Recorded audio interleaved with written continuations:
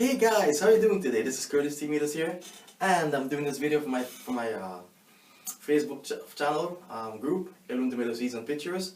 And the reason why I'm fumbling and bumbling is because I'm seeing something on my recorder that I haven't seen before. I think it might be some sort of a face recognition thingy, and from here I can see it just there. And so I move this way and it follows me, and then I move this way and it follows me. I don't know what happened. I didn't set it to that. That's probably I touched something accidentally. That's the story of my life. Anyway, today I want to answer a question that I've been having for years. I'm going to answer this question in its simplest form by using smaller size containers. But then we can do the math and also try and figure out how to use it in a more on a bigger scale. Okay. So people have asked me, Curtis, what do you use to fertilize your tomatoes? Well, guys, again, I've said it a lot of times, but for those of you guys that haven't seen it, I use tomato tone.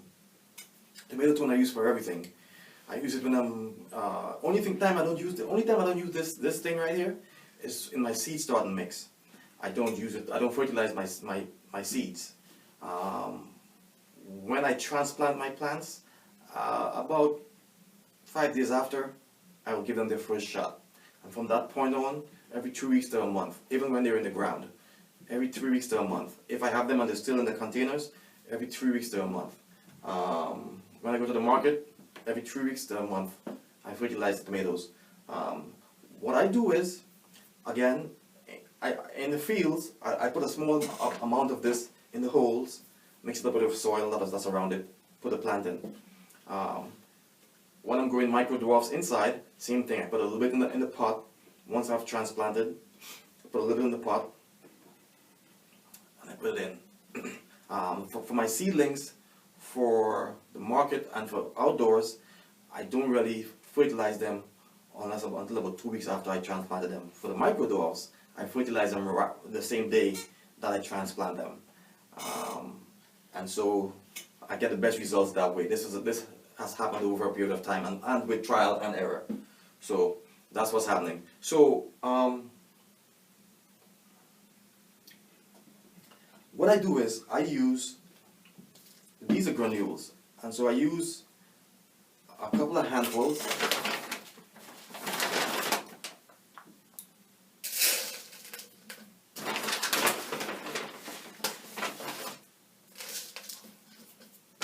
Not much. And then I will dilute. I will fill this up, almost at the top point with water, hot or warm water. Stir it up and let it sit for a couple of hours. Stir it up again, and it's ready to go. You can do it overnight, but I wouldn't advise you to let it sit too long. A day, maybe 2 days max. For one thing, it smells to high heaven, so you really don't wanna have it sitting around. It really smells. Like even me outdoors, and I have a good constitution, but even me outdoors in the garden, it just smells too much, It just smells too much, and I walk by it and like, So anyway, so I'll fill this up with water, let it sit. Once everything is diluted, you will find the eggshells and the little matter that cannot be diluted that sits in the bottom. That's all good for your tomatoes, okay? Then I would, once I fill it up with water, it looks like this right here, and this right here is my compost tea.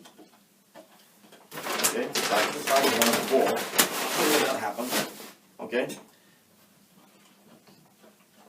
this is my compost tea right here. Okay, this here is enough to do 2 gallons of water. So you mix it up real good. You can take a funnel, you put it in a gallon-sized jug, or if you have something with a wider mouth, you just dump half of it in, and you fill that. Once that container is full, that's a good, for me, has found to be a good ratio of compost tea to water.